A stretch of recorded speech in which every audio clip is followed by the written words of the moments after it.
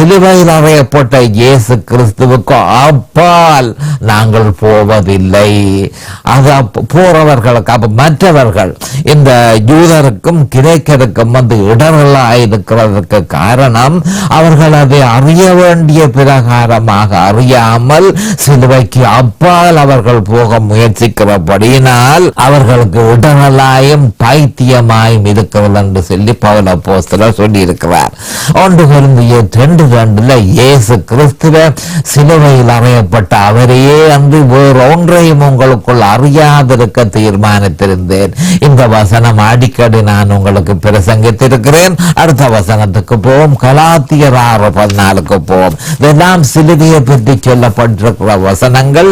ஆனா இந்த வசனங்களை கிறிஸ்தவர்கள் அறியாதிருக்கிறார்கள். அறிந்தார்கள் என்றால் அறிந்தவர்களாக இருந்தால் தவறாக வியாக்கியானம் செய்திருக்கிறார்கள்.